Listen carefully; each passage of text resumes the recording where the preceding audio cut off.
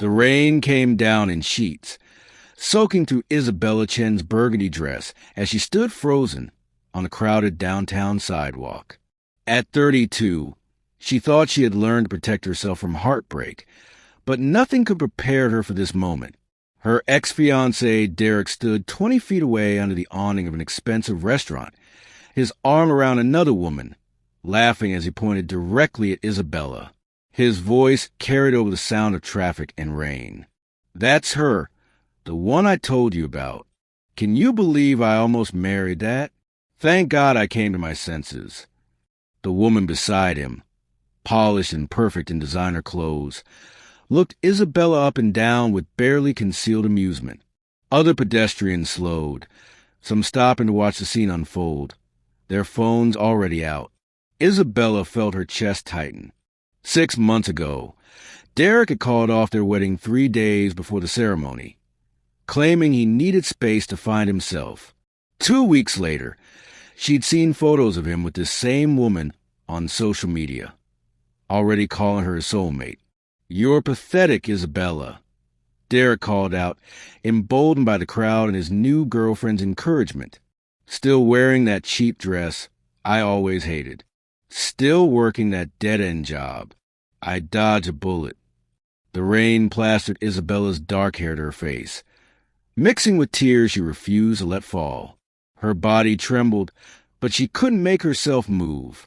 The humiliation was complete, public, and devastating. Then someone stepped between her and Derek. A man in an expensive black suit moved through the rain, as if it didn't exist, water cascading off his shoulders as he positioned himself protectively in front of Isabella. He was tall, perhaps 35, with dark-wood hair and an expression of barely contained fury. "That's enough," he said, his voice cutting through the noise with quiet authority. Derek's laughter faltered. "Who the hell are you?" The man ignored him, turning instead to face Isabella. Rain dripped from his face as he looked at her with an intensity that took her breath away. "I'm sorry I'm late," he said softly, as if they were the only 2 people on the street. Traffic was terrible. Isabella stared at him, confused. She had never seen this man before in her life.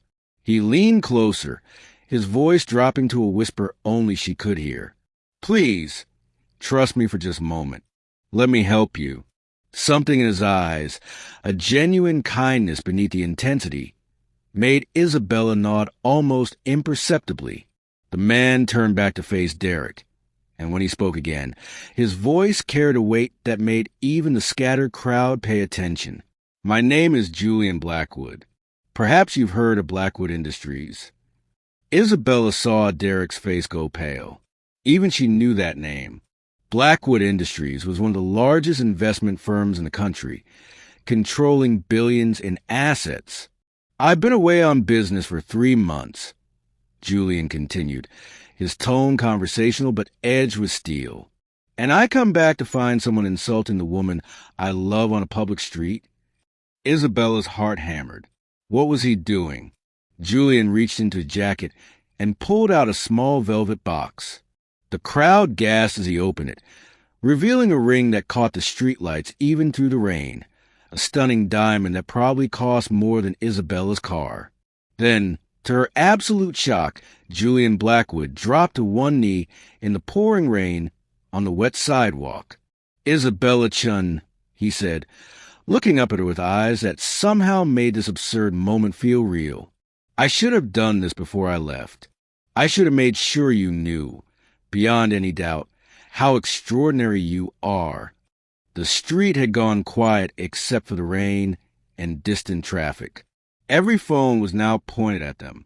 "You are brilliant, kind, and stronger than anyone I've ever met," Julian continued.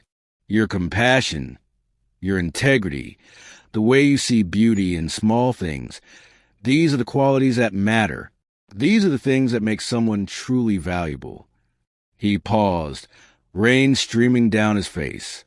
"I know this isn't how I planned it. I know it's not the perfect moment. But I can't wait another second. Will you marry me?" Isabella stood frozen, her mind reeling. This was insane.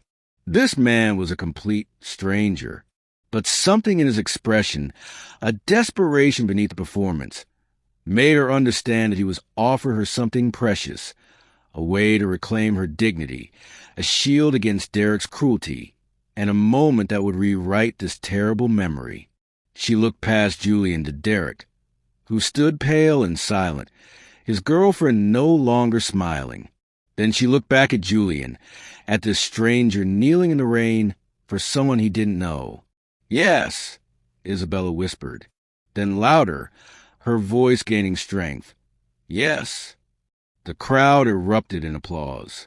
Julian stood and slipped the ring onto her finger, then pulled her into an embrace that felt surprisingly real, sheltering her from the rain and the watching eyes. "Thank you," Isabella breathed against his shoulder. "Why did you do that?" "Because I watched him humiliate you, and I remembered someone doing the same thing to my sister 5 years ago," Julian said quietly. No one helped her that day. She struggled for years to rebuild her confidence.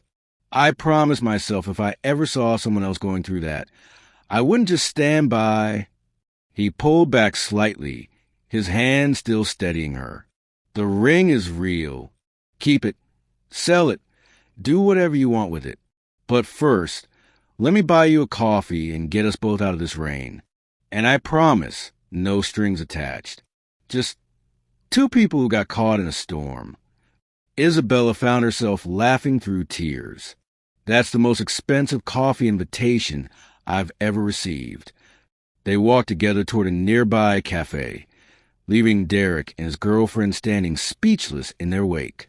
Inside, wrapped in borrowed towels and holding warm cups, Julian told Isabella the truth. "I'm not going to pretend this was entirely selfless," he admitted. "I've been looking for someone who understands that wealth and success don't define worth. Someone who's been knocked down and chose to get back up anyway. That moment on the street, the way you held your head high even while he was tearing you down, that told me everything I needed to know about your character." "So this was a character assessment?" Isabella asked, unsure whether to be offended or impressed. "This was me recognizing someone special when I saw her," Julian said simply. "And yes, I'm hoping you might consider actually getting to know me. The real me, not the dramatic rain proposal version. But if you want to just take the ring and walk away, I'll understand that too." Isabella looked at the strange, generous man who had given her back something Derek's cruelty had tried to take, her sense of self-worth. "I think I'd like to know the real version," she said softly.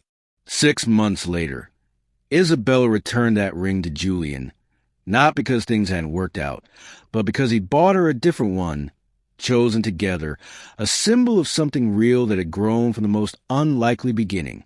And sometimes, when it rained, they would stand outside together, remembering the moment when a stranger's kindness in a storm changed everything.